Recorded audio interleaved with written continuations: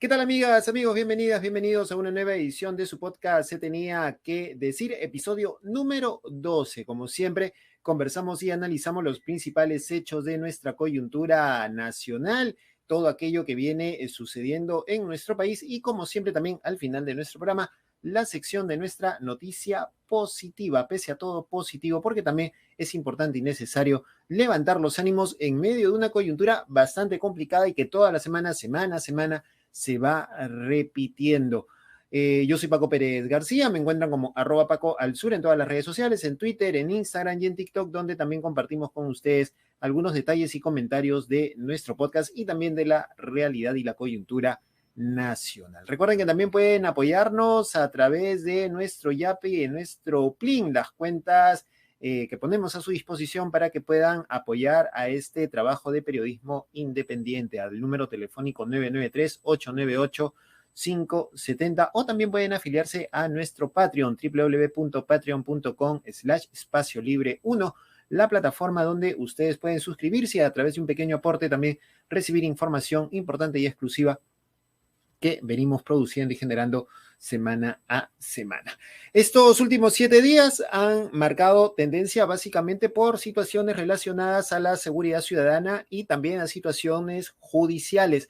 Vamos a hablar más adelante con Jaime Antesana, especialista e investigador en temas de narcotráfico y terrorismo, por el allanamiento de las propiedades de Joaquín Ramírez, ex hombre fuerte de Fuerza Popular, que pareciera que esta noticia podría dejar de tener cierto impacto, pero hay que recuperarla y darle la visibilidad que Fuerza Popular se merece y necesita. Así que vamos a hablar de este tema más adelante.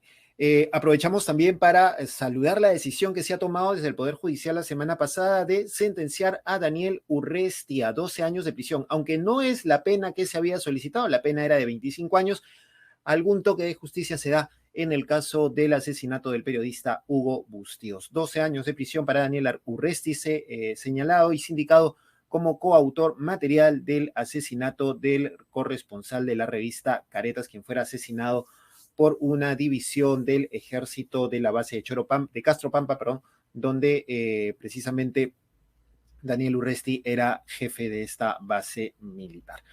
Vamos a hablar a propósito de otros temas sobre la seguridad ciudadana, y es que lamentablemente hace unos días falleció el sereno Luis Manrique Pizarro, integrante del Cuerpo de Seguridad Ciudadana del distrito de Surco, quien fuera victimado por un ciudadano aparentemente de origen venezolano. Lo que se sabe es que Manrique Pizarro, en medio de esta decisión que se ha tomado en Surco de prohibir el trabajo de los limpiaparabrisas, trató de intervenir a este ciudadano y quien no tuvo mejor reacción que dispararle a la cabeza.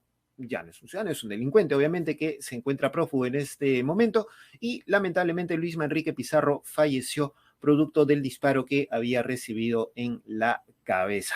Frente a ello, el alcalde de Surco, Carlos Bruce, ha insistido nuevamente en un tema que para nosotros es particularmente delicado, y es el tema de hablar de la intervención de las fuerzas militares en las calles, que las fuerzas militares se encarguen de la seguridad ciudadana. Un tema más que complicado porque, vamos, las fuerzas militares no están preparadas para combatir la inseguridad ciudadana.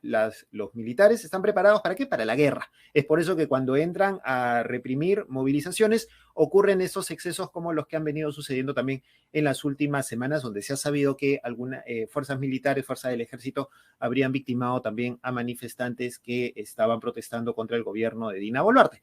Pero no solo eso, porque Carlos Bruce ha hablado y ha dicho, tanto en las últimas horas como hace unos días, que es necesario que el gobierno promulgue el proyecto de ley que fue aprobado en el Congreso de la República, que permitiría a los miembros del Serenazgo de todo el país portar armas no letales para trabajar en el tema de seguridad ciudadana.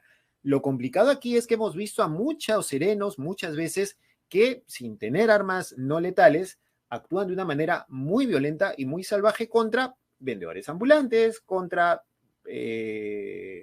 niños que trabajan en las calles, etcétera, etcétera. ¿Qué va a pasar si estos señores tienen armas no letales y pueden intervenir con estas armas? No es que solamente van a ir contra los limpiaparabrisas, que dicho sea de paso estamos hablando de un estigma muy grande, porque hay gente, ya lo hemos mencionado en las ediciones anteriores de nuestro podcast, hay gente que trabaja como limpiaparabrisas, lavando vehículos, porque es su única fuente de ingreso. Esta medida del ministro Bruce, del alcalde Bruce, como la del alcalde de Lima, Rafael López Aliaga, de prohibir el trabajo de limpiaparabrisas, simplemente es borrar una pantalla, porque los delincuentes que utilizan esta pantalla van a encontrar otra para seguir cometiendo sus fechorías. Ahora bien, recordemos, no podemos hablar de armas no letales. Los perdigones son armas no letales. Las bombas lacrimógenas son armas no letales. Pero lanzadas al cuerpo, y en el caso de los perdigones, por la espalda y en una cantidad terrible o tremenda, pueden generar la muerte. O sea, ¿de qué armas no letales hablamos cuando este tipo de armas pueden provocar la muerte? ¿Con un gas pimienta un sereno va a evitar que un delincuente actúe? No estamos hablando de que van a usar gas pimienta. No estamos hablando de una cachiporra o de una macana, ¿no? Entonces, ¿de qué armas no letales estamos hablando? Y el alcalde Bruce también señaló, cuando ocurrió este caso, cuando se supo el atentado contra el sereno de su jurisdicción, él dijo, el gobierno debe aprobar el uso de armas letales y no letales. O sea, también metió las letales, pistolas, ¿no? Armas de fuego. O sea, la cosa está de locos. ¿Qué quieren? ¿Armar a una seguridad civil? O sea, porque el Serenazgo finalmente es un equipo de seguridad ciudadana de tendencia civil, no es de corte policial ni militar. Entonces, ¿de qué estamos hablando? ¿Cuál es el siguiente paso? ¿Permitir que cualquier persona se pueda armar? Y que después estemos como en Estados Unidos, que cualquier desquiciado termine generando una balacera, una matanza en cualquier lado. O sea, hay que tener cuidado con el tema de las medidas populistas. Es muy fácil hablar de que pena de muerte, que traigamos a los militares, que las armas no letales o armas letales, pero no estamos atacando el punto exacto, que es el tema de luchar contra la inseguridad ciudadana. ¿Qué hace la policía para desarticular a las bandas? ¿Qué hace la policía para desarticular a estos criminales que se infiltran en las pantallas de los limpiaparabrisas, de los vendedores de gaseosa, de los limpiadores de autos, etcétera, etcétera? No tenemos una estructura adecuada para luchar contra la inseguridad ciudadana. Y ese es un tema que ni el actual alcalde, ni el actual gobierno, ni los que han pasado han podido resolver hasta el momento. Y los índices de inseguridad ciudadana siguen creciendo y los más perjudicados seguimos siendo nosotros los ciudadanos. Se tenía que decir.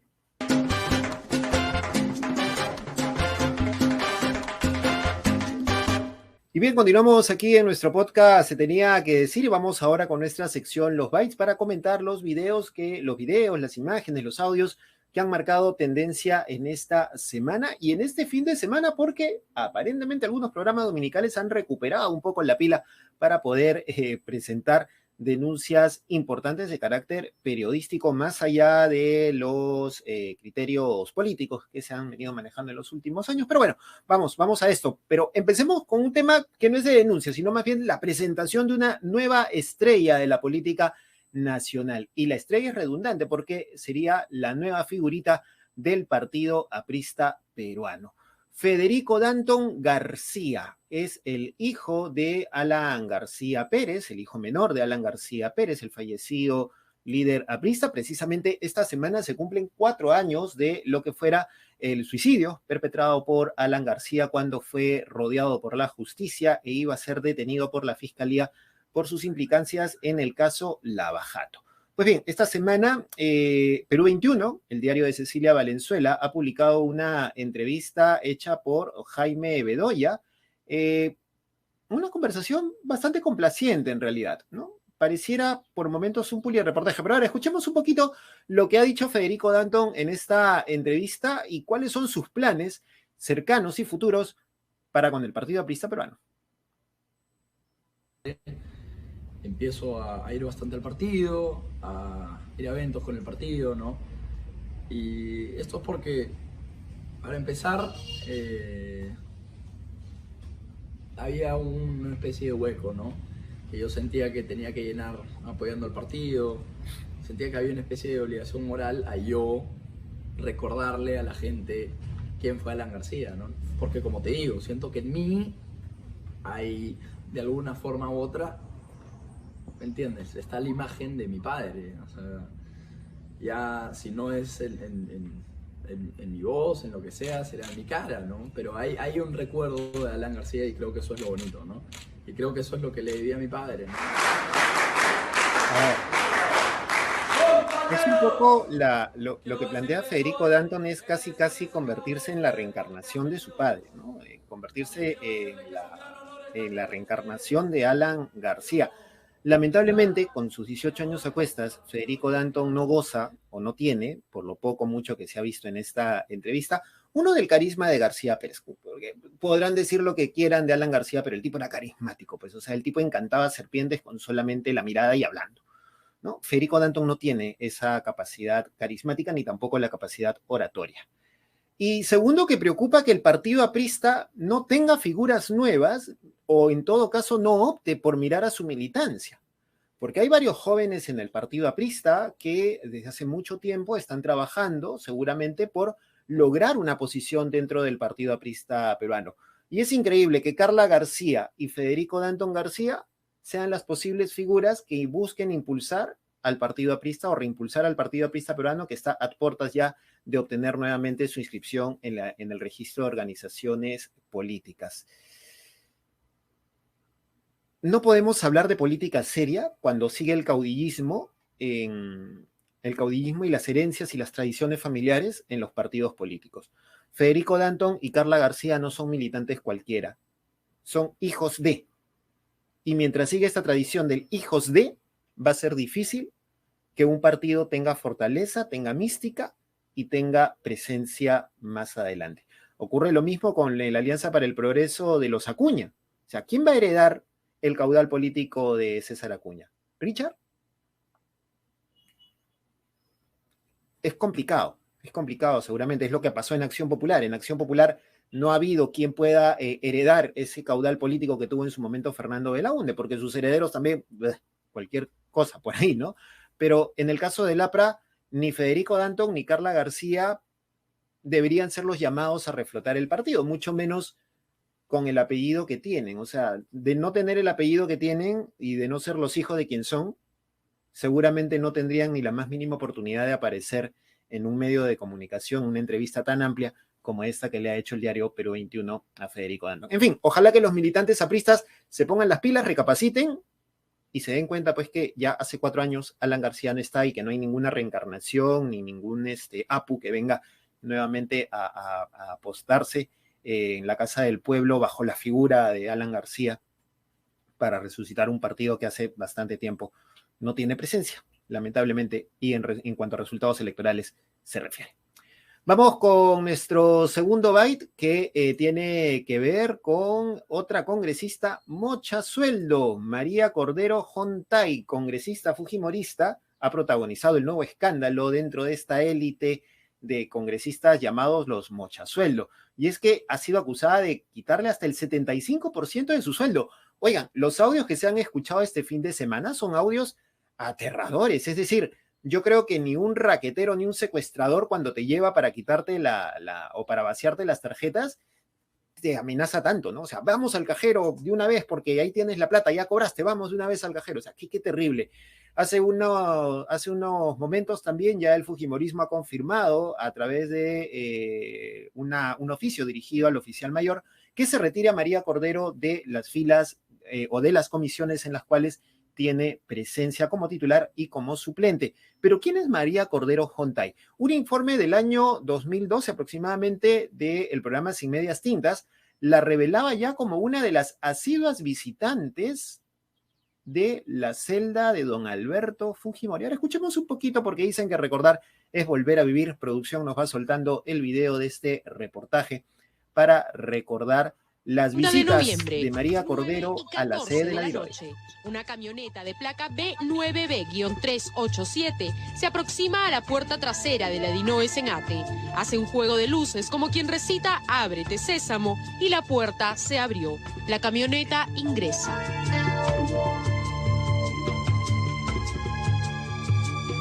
10:30 de la noche, la misma camioneta Toyota de ventanas absolutamente oscuras sale rauda jugando al filo de los límites de velocidad.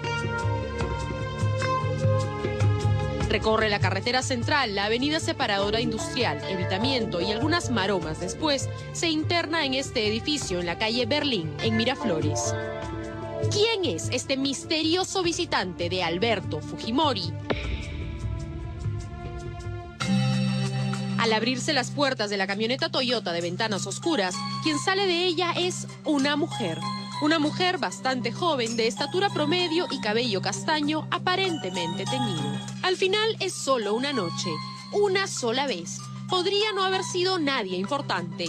Pero el lunes 3 de diciembre, solo 3 días después, registramos en video la salida de esa misma camioneta de placa B9B387 de la prisión fujimorista a las 10:20 de la noche. Hecha un torpedo, se pierde entre las calles de Ate.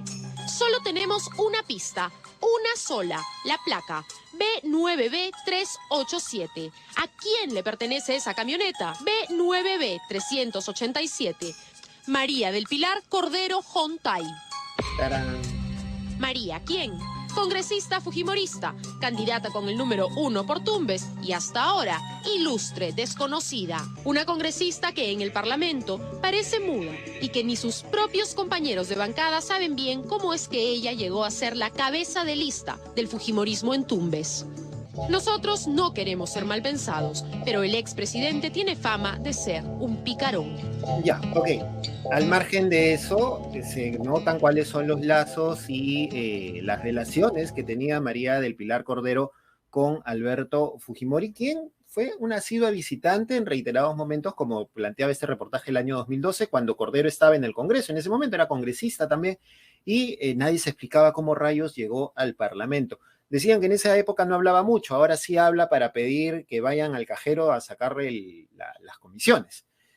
Cómo aprende a hablar la gente, las cosas que les conviene, ¿no? Pero en todo caso, ese es un poco el perfil de María del Pilar Cordero y este vínculo muy cercano que tiene con la cúpula más fuerte del fujimorismo, incluyendo al papi Alberto Fujimori. Ay, ay, ay, en todos lados se cuecen habas, dice el dicho. Vamos con lo último, con el último byte de esta semana. Dejamos un ratito a la cuidadora y visitante Alberto Fujimori para hablar del tremendo festín que se está dando en la SUNEDU. Esta SUNEDU que ha sido desmantelada por el Congreso y respaldado por el Ejecutivo desde el Ministerio de Educación con el ministro Becerra, quienes han colocado finalmente a Manuel Castillo Venegas, quien es el nuevo superintendente, el reciente designado superintendente de la SUNEDU. Este señor ha sido abogado de Santos Montaño, quien es actualmente rector de la Universidad Nacional de Piura. A ver, veamos este reportaje o escuchemos este reportaje de Punto Final, este extracto que nos cuenta la relación entre Manuel Castillo y Santos Montaño. Castillo se instaló en el despacho principal de SUNEDU. Con tanto por hacer, priorizó algo que llama mucho la atención. Tome nota. El 9 de marzo de este año, el consejero Miguel Vallejos Flores solicitó al nuevo jefe de SUNEDU una opinión jurídica legal sobre una resolución emitida por la anterior gestión. ¿Qué decía esa resolución? No reconocía a Santos Montaño Robalcaba como rector de la Universidad Nacional de Piura. Sí, el mismo nombre del ex cliente del ahora jefe de SUNEDU. Al día siguiente, el 10 de marzo, con eficiencia al máximo, el jefe de la SUNEDU, Manuel Castillo, envió este documento a la Oficina de Asesoría Jurídica para que los especialistas den una opinión técnica. Pero al mismo tiempo, Castillo cambió a la jefa de esa oficina y colocó en su lugar a Carlos Mesía Ramírez, el excongresista y exmiembro del Tribunal Constitucional, quien tiene una postura pública en contra de la SUNEDU original. Pero allí no quedó todo. Para que el informe tuviera respaldo jurídico, necesitaba de una opinión técnica. ¿Qué hizo Castillo? Escuche bien. Cambió al jefe de la unidad de grados y títulos y contrató con una simple orden de servicios y por una cifra nada despreciable de 21.000 soles, a una especialista en Derecho, a Priscila Flores Matienzo, quien en apenas 3 días emitió un informe reconociendo a Santos Montaño como rector de la Nacional de Piura. Increíble. Espectacular, o sea, son lo máximo en tramitología. El Superintendente Nacional de Educación Universitaria fue abogado de este rector de la Universidad Nacional de Piura en el proceso que se le siguió porque no se estaba reconociendo el triunfo que había tenido, el triunfo entre comillas, que había tenido para ser elegido rector de la universidad. Se acusaba fraude, se hablaba de una serie de irregularidades y este señor, que ahora es superintendente, fue su abogado incluso ante el Congreso de la República y lo defendió diciendo que se había orquestado todo un proceso para evitar que él asuma la rectoría. ¿Qué es lo que hace el nuevo rector de la Universidad Nacional de Piura? Ok, mi abogado, mi amigo está como jefe de la SUNEDU. Hombre, vamos a pedirle que me reconozca, pues, porque yo soy el rector de la universidad. Y este señor lo que hace es cambiar a quienes deberían tomar las decisiones para poner a los amigos, a los conocidos, entre ellos a Carlos Mesía. ¿De qué bancada era? Del fujimorismo, de Fuerza Popular, en contra de la SUNEDU y a favor de que los rectores se comporten como si esto fuera un club de amigos para tomar las decisiones sobre las universidades. Así están funcionando las cosas, es decir, con un descaro totalmente tremendo. Y ahí va el gobierno, respaldado en este caso por el ministro Óscar Becerra, a permitir que estas cosas ocurran y sucedan y no se mueve nada ni a nadie, porque encima los grandes amigos del ministro también están colocados ya en posiciones estratégicas. El exministro Idel Wexler, junto con la señora Marisabel León, expresidenta de la CONFIEP, tal como lo revelamos en Espacio Libre, en nuestra cuenta de Twitter, y que lo ha ampliado también Epicentro TV, están colocados ahora como integrantes del Consejo Nacional de Educación. Un Consejo Nacional de Educación que fue incómodo para el gobierno de Boluarte porque pidió explicaciones sobre la intervención en San Marcos. En fin, así se están manejando las cosas. La SUNEDU ha publicado hace unos minutos, mientras grabamos este programa, mientras transmitimos este programa, un comunicado señalando que el superintendente Manuel Castillo ha manifestado él a los miembros del Consejo Directivo que se va a inhibir oportunamente por decoro en los casos vinculados a la Universidad Nacional de Piura. ¿Ya para qué te vas a inhibir, pecausa, si ya tomaste una decisión y ya lograste que la gente que se colocara a tu cliente?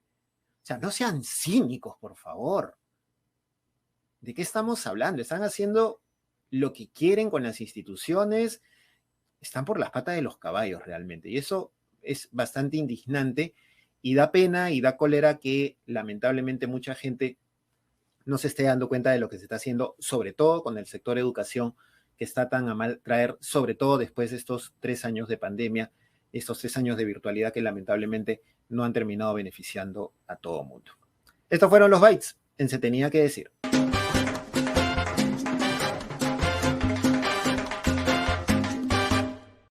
Bien, continuamos aquí en nuestro podcast Se Tenía que Decir. Estamos ahora en nuestra sección La Conversa para dialogar con Jaime Antezana. Él es investigador, especialista en temas de narcotráfico y de terrorismo, para conversar a propósito de un tema que ha estado en tendencia la semana pasada, aunque por ahora pareciera que no se le está prestando la debida atención, pero vamos a rescatarlo y a conversar a propósito de ese tema, el allanamiento que ha habido la semana pasada a las propiedades que estaban o que le pertenecen a la Universidad de las Peruanas, a otra serie de marcas, pero que tienen como principal implicado a Joaquín Ramírez, actual alcalde de Cajamarca y exsecretario general de Fuerza Popular. No, Jaime, ¿qué tal? ¿Cómo estás? Bienvenido a nuestro programa. Buenas tardes. Gracias por la invitación y un saludo a todos tus oyentes a través tuyo. Muchísimas gracias. Bueno, a ver, empecemos un poquito por algo que usted había comentado a través de sus redes sociales respecto a esta acción que se ha dado de allanamiento, que no sería del todo parte de acciones de la justicia peruana, sino que forma parte de un proceso ya bastante largo que viene teniendo la DEA de los Estados Unidos. Si nos puede ampliar un poquito este concepto y cuál es el papel que ha estado jugando la Agencia Antidrogas de los Estados Unidos en este tema y en este caso que implica a Joaquín Ramírez. A ver, una mega operación de más o menos 295 bienes, tanto muebles como inmuebles, ¿no? Que comprende 7 a 9 regiones ha continuado en Trujillo, ha continuado en Piura, ha continuado en varias regiones más. O sea, las incautaciones continúan, no se ha paralizado, ¿no? 283 millones de lavado, ¿no? Ya es la cifra que se maneja al momento, tanto de Alas, Joaquín, y obviamente que vincula a Fuerza Popular, particularmente a Keiko Fujimori. Pero está estimado en total en más de $1 millón.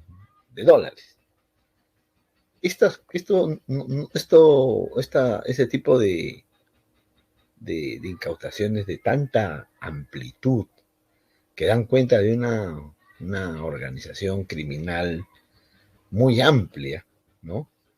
Que si bien coge al clan Ramírez, principalmente, ¿no? Entre ellos, eso es un tema bastante familiar, ¿no? A las peruanas, el extinto Fidel Ramírez Prado, que era prácticamente el capitoste de a las peruanas, el que llevó a esa cooperativa que administra la universidad, en teoría, a este esquema de lavado de dinero, de trafa institucional, como lo han llamado los fiscales. A ello hay que sumarle una conferencia de prensa, ¿no? Con la presencia de 3 ministros de Estado, ¿no? Todo eso me llevó a decir, bueno, pues para que esto ocurra en un país en el que se habían cambiado al fiscal del caso de la hermana de la fiscal de la Nación, acusada de recibir coimas para liberar narcos, que se habían cambiado los fiscales del caso de los cuellos blancos, un caso también que viene del narcotráfico, se habían cambiado los fiscales del caso de los Sánchez Paredes, otro caso emblemático de narcotráfico, ¿no? Uno dice, entonces, aquí tiene que haber algo muy poderoso para poder hacer una cosa de esta envergadura, porque no se puede hacer una cosa de esta envergadura si es que no hay un poder detrás de esto, o sea, alguien que o es una decisión del Ministerio Público, ¿no? Porque estás tocando, además, en el sentido común, la actual fiscal, Patrica, lo voy a llamar Patrica en alusión a Katrina, ¿no? Esas famosas huracanes que hay en Estados Unidos que son muy, muy, muy violentos, ¿no?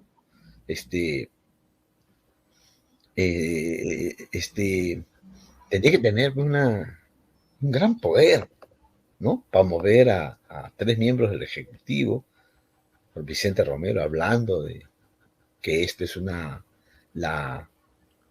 el caso de lavado más importante del país después de Orellana. Después de Orellana, ¿no? Entonces tú dices, pues, ¿quién está detrás de esto? Si el gobierno estaba, ¿no?, totalmente dependiente del fujimorismo, ¿cómo es posible que haya una operación, una mega operación, con una incautación tan amplia, tan vasta, que no es una radiografía, sino ha mostrado toda la envergadura de un sistema de lavado o de trafa administrativa y lavado de dinero, y obviamente de una organización criminal, que, carajo, no puede ser que sea hecho así nomás, ¿no? Entonces yo, en mis hipótesis, dije, no, esto debe tener, lo conversé con alguna persona que conoce de las investigaciones, dijo, no, acá está funcionando la DEA, ¿no?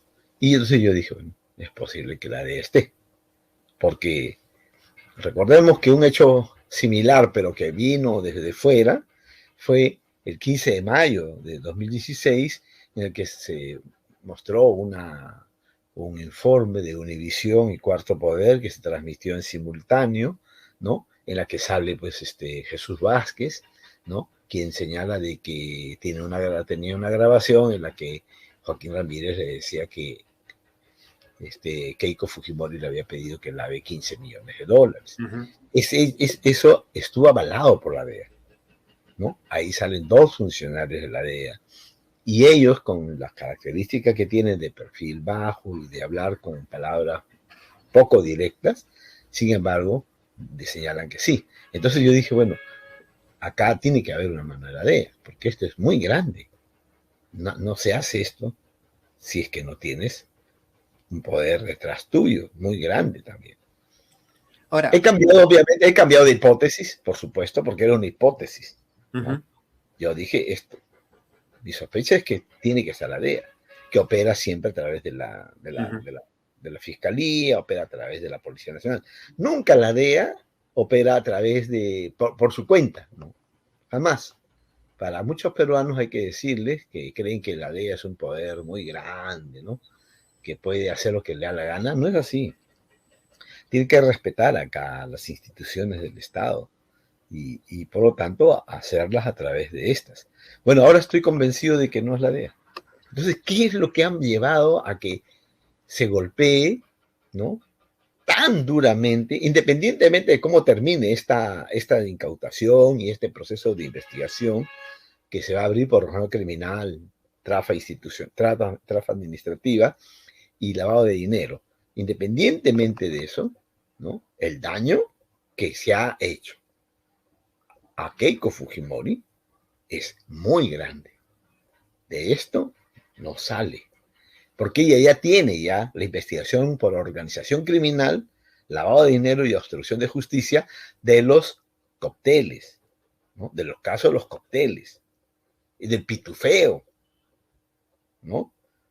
También tiene la investigación de lo que recibió de Odebrecht, de las coimas, ¿no?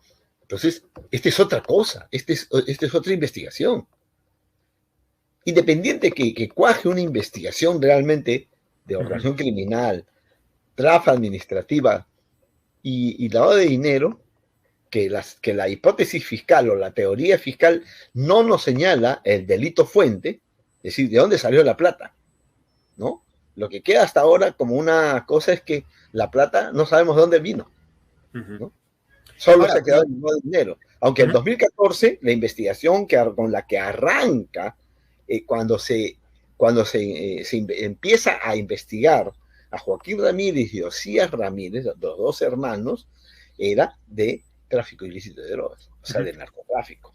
Ahora, no sería la primera vez que se vincula el apellido Fujimori con el tema del tráfico ilícito de drogas, ¿no? Si uno va hasta más atrás, la década de los 90, el tema del narcoavión presidencial, por ejemplo, es un caso.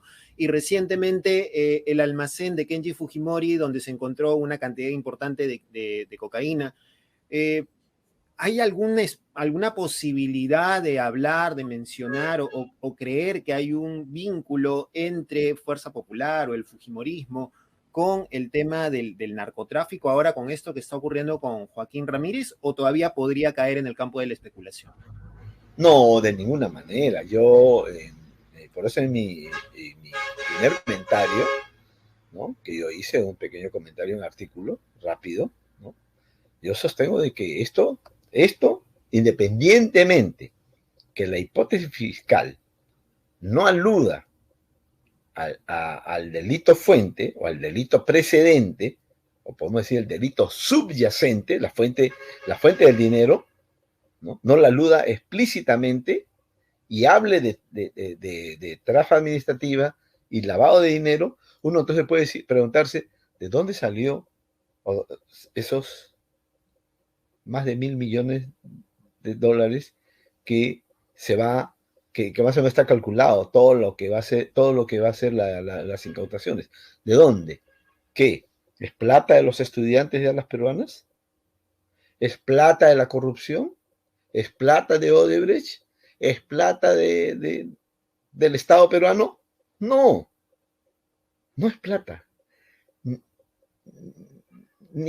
es de la corrupción, no es de Odebrecht, no es no es del Estado peruano, porque estos señores no ocupan cargos públicos.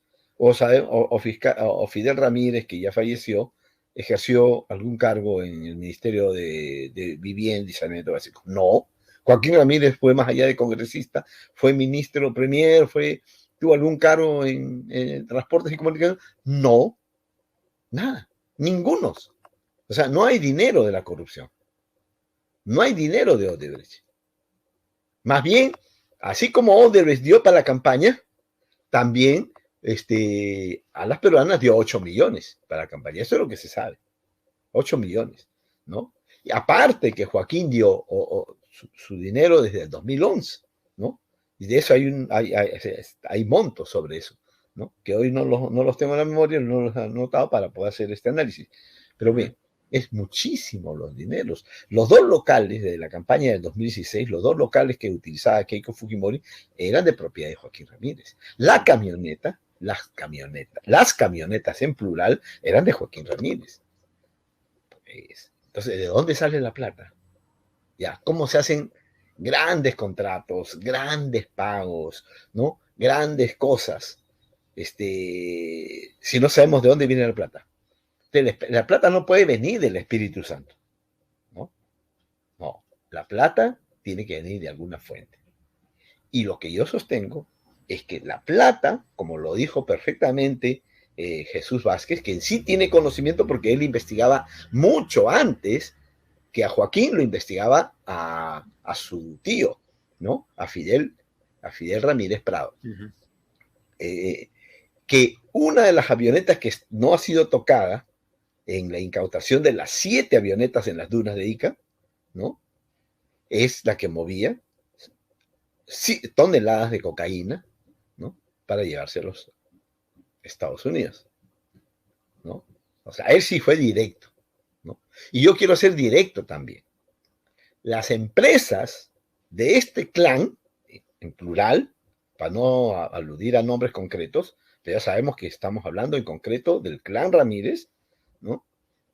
Y que no es una persona, es una familia. Ustedes ven todos los nombres que van a aparecer. Es una trama muy amplia, desde las esposas, las primas, etc., ¿no? El año 2002 hay un hecho importante que ocurrió en el eje de Jaén y San Ignacio, que yo lo tuve como testimonio, que es muy, muy revelador. Esa vez, las camionetas viejas de las empresas del clan Ramírez estaban intercambiando pollitos por botellas.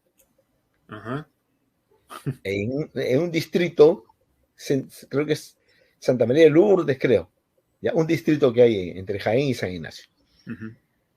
Y la ronda campesina hace una intervención a la camioneta, porque la camioneta era una camioneta vieja.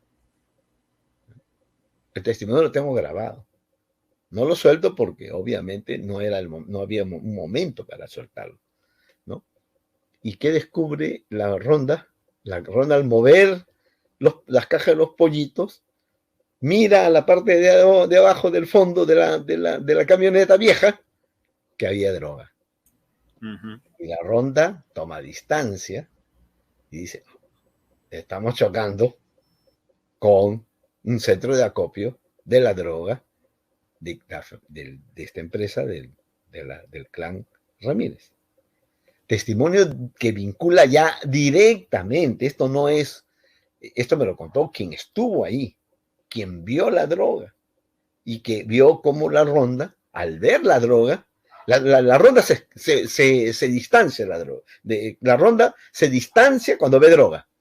No actúa como ronda, simplemente se van. Y sabían que habían tocado, creían pues que la camioneta era cualquier camioneta, pero luego se enteraron que era de una de las empresas de los Ramírez. Obviamente, entonces ahí uno encuentra el nexo. Él empieza con su Capricornio, ellos empiezan con una empresa Capricornio Import, ¿no es cierto? El 99. Obviamente han empezado en ese mundo.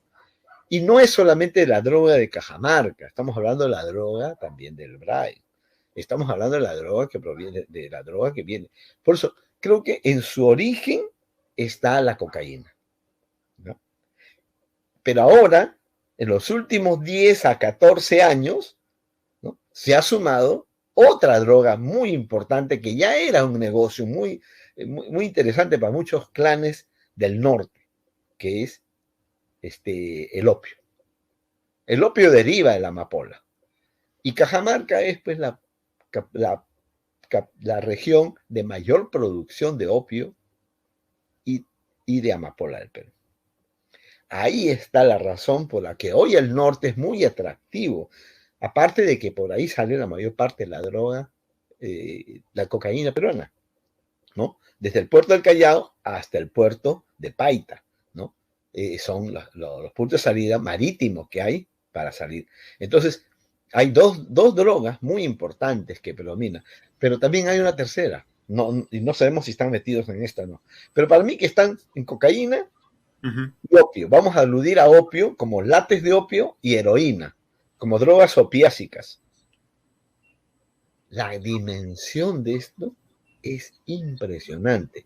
Cómo se ha expandido. Está en todas las provincias de Cajamarca, se produce amapola y látex de opio. Ahora, esta intervención que ha habido esta semana nos pone de manifiesto nuevamente un tema que ya se ha discutido en algún momento, que usted también lo ha planteado, que es el tema de la incursión del narcotráfico en la política peruana y estos vínculos que ahora se hacen mucho más, aparentemente mucho más visibles. ¿Qué es lo que está fallando en este tema de la lucha contra el narcotráfico, en el tema de la lucha contra el lavado de activos y impedir que estas redes, estas organizaciones terminen infiltrándose en la política nacional? Bueno, el narcotráfico está infiltrado en la política nacional hace décadas. Los primeros nexos arrancan con el tramo final del gobierno de la dictadura de Augusto B. Leguía, ¿no? O sea, no es que no estamos recién empezando en esto, ¿no? El narcotráfico emerge cobijado por el gobierno de Leguía, el oncenio, ¿no? Pero en la década del 40 va a aparecer un nexo, que es Eduardo Valareso. Eduardo Valareso, según Paul Wurtemberg, que es el historiador más importante de narcotráfico hoy en la actualidad, y tiene un libro que es Cocaína en los Andes, ¿no? Uno de los libros más importantes y debería ser de consulta de la mayor parte de los ciudadanos comunes y corrientes, no solo de los investigadores. Eduardo Valareso era el primer capo mundial de la cocaína a nivel... y era peruano, ¿no? Pero ¿qué va a ocurrir? Su organización es más o menos de la década de 1940 a 1948. Él enviaba cocaína a Nueva York, mercado emergente de las drogas, tanto de opiácicas, o sea, es decir, de heroína, como de cocaína, ¿no? Era el tiempo de las familias, de las 5 familias italianas, ¿no?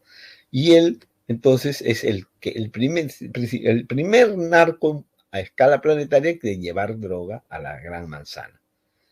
Bueno, pues esta organización fue desarticulada en 1948 por las autoridades norteamericanas en coordinación con las autoridades peruanas. Y se desarticula una organización muy grande, tanto en Lima, Huánuco, como en Nueva York. Pero ¿qué se encuentra ahí? Se encuentra contacto con la política. Resulta que Eduardo Valareso era cercano a Víctor Raúl Aya de la Torre.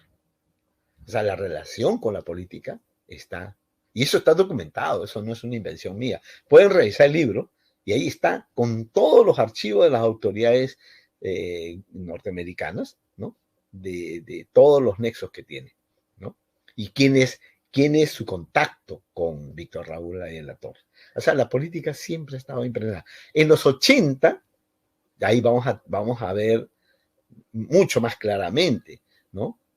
En la transición democrática, en las elecciones de mayo de ese año, la campaña de las dos derechas que teníamos, porque la izquierda fue dividida y sin opción a ganar, ¿no? Era la Alianza Acción Popular y PPC, que llevaba Belaúnde Terry. Esa resulta que había estado financiada por Mosca Loca, ¿no? Y en el caso de Lapra, que llevaba Armando Villanueva del Campo, después de la muerte de Aya de la Torre, estaba financiada por Carlos Lambert. Carlos Lambert ya era financista, era un mecenas de Víctor Raúl Aya de la Torre, porque se dice que le regaló Villa Mercedes, porque el hombre no tenía ni un sol. Sin embargo, tenía una casa virreinal. Entonces, eso es, ¿no? Eso es lo que hay. la política peruana siempre estuvo relacionada con el narcotráfico. No es que hoy se esté infiltrando. Lo que hoy podemos decir es lo siguiente, que hoy tenemos no un cártel, pero sí tenemos una narcoburguesía, ¿no?, muy poderosa, y quizás es el poder criminal fáctico más influyente de la política y de la economía peruana. De eso no tengamos la menor duda. Yo he hecho una exposición hace poco, en un desayuno, sobre economías criminales y les he ilustrado de cuánto más o menos mueve hoy el narcotráfico. Mira, según todas las cifras, estamos hablando la oficial de 81.000, de más de 81.700 hectáreas de coca. La de los Estados Unidos habla de 84.000 hectáreas. Bueno, ponderando, estamos hablando de alrededor de 82.000 a 84.000 hectáreas. ¿Cuánta cocaína se puede producir ahí? 800 toneladas, según los gringos, cuando el Perú producía 88.200 hectáreas, la cifra del 2020, teníamos una producción estimada potencial a nivel nacional y anualmente de 810 toneladas.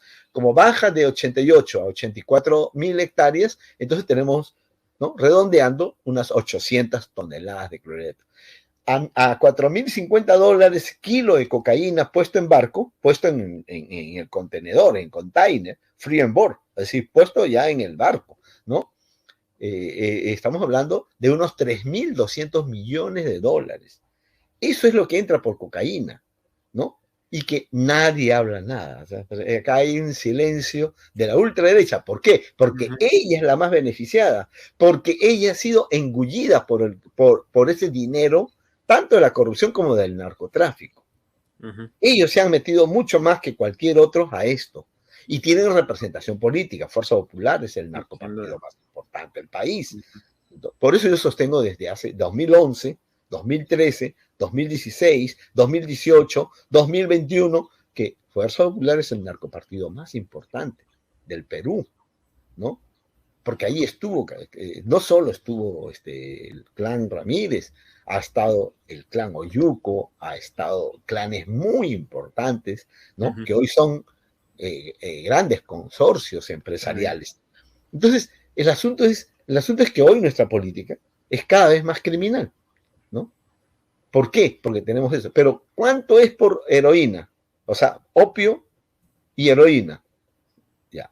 Que hablemos de 1.500 millones de dólares, porque está en 15 regiones, ¿no? ¿Cuánto es de marihuana que tenemos en 22 regiones de producción? Una sobreproducción de marihuana que es básicamente para la exportación. Ya consideramos que debería legalizarse para términos recreativos. Perfecto, de acuerdo, que la gente consuma lo que le da la gana, ¿no es cierto? Eso es un asunto personal. Pero subutemos las cifras. Estamos hablando de alrededor de 4.200 millones de dólares solamente por ingreso de cocaína. O sea, esto ha superado a la estimación del valor de la minería ilegal, que era de 3.900 millones de dólares. ¿No? Estamos hablando de corrupción de 24.000 millones de dólares, a tipo de cambio cerca de 6.000 millones de dólares. Solamente corrupción, narcotráfico y minería ilegal se están devorando este país. Por eso es que tenemos la política criminalizada, por eso es que la política es criminal, por eso tenemos narcopartidos y partidos como organizaciones criminales, ¿entiendes? Tú tocas cualquiera de estos, APP, por ejemplo, es lo que le falta. Falta APP, falta que se avance con Podemos Perú, ¿no? Entonces, o Renovación Popular, ¿no? O que se investigue a todos los generales y coroneles que estuvieron en el DRAE desde el año 2009 o 2008. Y te apuesto que nos llevamos la gran sorpresa de nuestra existencia.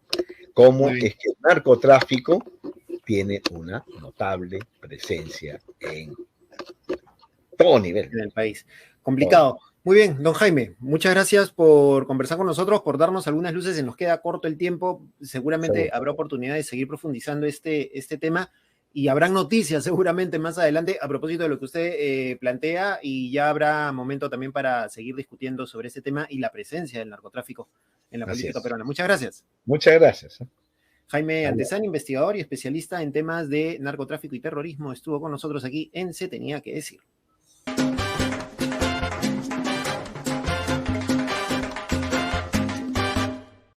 Continuamos en Se Tenía que Decir, y nuestro bloque, pese a todo, positivo, porque no todo tienen que ser malas noticias, no todo tiene que ser renegar, no todo tienen que ser situaciones negativas que se dan en nuestro país, porque también hay noticias positivas en otros campos de la realidad. Y en esta oportunidad la noticia positiva viene desde los Estados Unidos. La doctora Araceli Quispe es una ingeniera astronáutica peruana quien viene laborando en la NASA ya desde hace varios años. La NASA es la Agencia Espacial de los Estados Unidos. En el 2021, la doctora Araceli Quispe participó de una misión de lanzamiento del telescopio espacial James Webb. Ella ha sido recientemente galardonada con el grado de comendador en la Orden al Mérito por servicios distinguidos por parte del Estado peruano, lo cual es una noticia importante, positiva y grata, porque finalmente el Estado peruano reconoce también los servicios de nuestros connacionales en el extranjero y su aporte al desarrollo tecnológico y científico. Eso es muy importante en estos tiempos. Hace unos días se realizó una ceremonia en la que estuvieron presentes las autoridades de la Administración Nacional de Aeronáutica y del Espacio, NASA, por sus siglas en inglés, entre ellas la doctora Nancy Levinson, directora del Instituto de Ciencias del Telescopio Espacial. En ella se reconoció la labor de la doctora Quispe como la primera mujer latinoamericana en participar de 3 misiones exitosas de la Agencia Espacial. El Space Telescope Science Institute, el instituto, precisamente el Instituto de Ciencias del Telescopio Espacial, ha felicitado a través de sus redes sociales a la ingeniera peruana por este destacado reconocimiento. Y ha dicho textualmente que la doctora Quispe Neira ha sido galardonada con el grado de comendador en la Orden al Mérito por servicios distinguidos. Esta prestigiosa distinción es otorgada por el Estado peruano para reconocer a aquellas personas cuya acción y trabajo han engrandecido el prestigio del país al distinguirse en los campos del arte, la ciencia, la industria y el comercio, señala la institución, como ya hemos mencionado, a través de sus redes sociales. La doctora Quispe agradeció el saludo y reconocimiento del Estado peruano, expresando su profundo agradecimiento por el reconocimiento al mérito por los servicios distinguidos y esto por su contribución para acrecentar el prestigio de la patria. Señala Quispe que mi compromiso siempre será con el Perú, con la ciencia y con todas las mujeres que quieran ser líderes en cualquier profesión que decidan ejercer. Araceli Quispe participó en este proyecto importante que el 25 de diciembre del 2021 ella se encontraba trabajando en esta misión histórica, el lanzamiento del telescopio espacial James Webb, y ella ha declarado para los medios a propósito de este tema. Lo recoge la agencia andina y dice: recuerdo que un día anterior y ese mismo 25 de diciembre dormí pocas horas. Había mucha presión, pero quedará en la memoria como un acontecimiento único. Fue un privilegio estar ahí y muy gratificante contribuir a la comunidad científica con mis conocimientos, trabajo y experiencia y por ende a la sociedad. Me siento muy afortunada, comentó Araceli Quispe, quien desde el 2016 forma parte del equipo James Webb, denominado por los científicos como el Gran Observatorio Espacial de la Humanidad. Importante noticia, súper positiva y una gran lección, sobre todo para las niñas de nuestro país y de todo el mundo. Si tienes una meta, la puedes cumplir y que nadie se atreva a decirte que no puedes hacerlo. Se tenía que decir.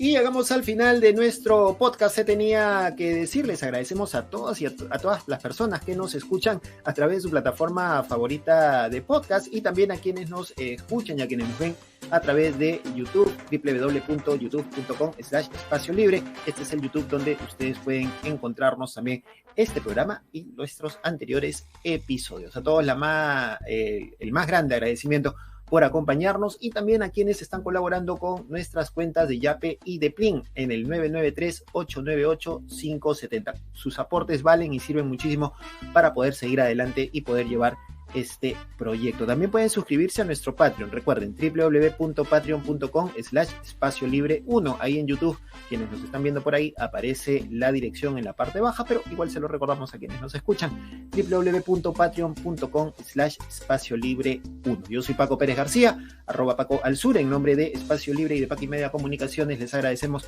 por estar con nosotros y nos encontramos la próxima semana. ¡Chau!